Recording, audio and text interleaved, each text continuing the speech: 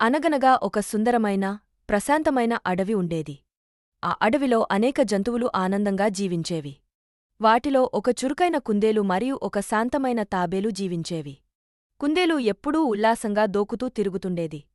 తాబేలు మాత్రం నెమ్మదిగా నడుస్తూ ప్రశాంతంగా ఉండేది.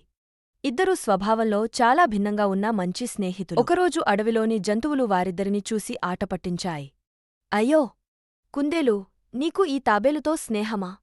నువ్వు పరిగెత్తుతుంటే అది ఒక్క అడుగే వేస్తుంది. మీ ఇద్దరి మధ్య ఎలాంటి స్నేహం? అని నవ్వుకున్నారు. కుందేలు చిరునవ్వుతో చెప్పింది, స్నేహం అంటే వేగంగాని బలంగాని కాదు. నిజమైన స్నేహం అంటే ఒకరికి ఒకరు తోడుగా ఉండటం, అవసరంలో సహాయం చేయడం. కొన్ని రోజులకి అడవిలో వర్షాలు మొదలయ్యాయి. ఒకరోజు పెద్ద నది పొంగి ప్రవహిస్తోంది. కుందేలు తీరానికి వచ్చి చూసి భయపడిపోయింది. దాటలేక అల్లాడింది. అప్పుడు తాబేలు దగ్గరకు వచ్చి అన్నది, భయపడకు నా స్నేహితుడా, నువ్వు నా వీపుపై కూర్చో. నేను నిన్ను సురక్షితంగా మరో తీరం చేరుస్తాను.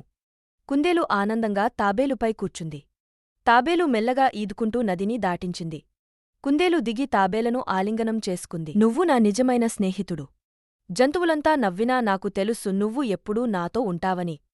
ఆ దృశ్యం చూసి అడవిలోని జంతువులందరికీ స్నేహం యొక్క అసలు విలువ అర్థమైంది.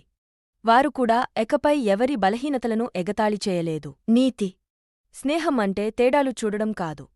అవసరంలో సహాయం చేసి ఎల్లప్పుడూ తోడుగా నిలవడం నిజమైన స్నేహం.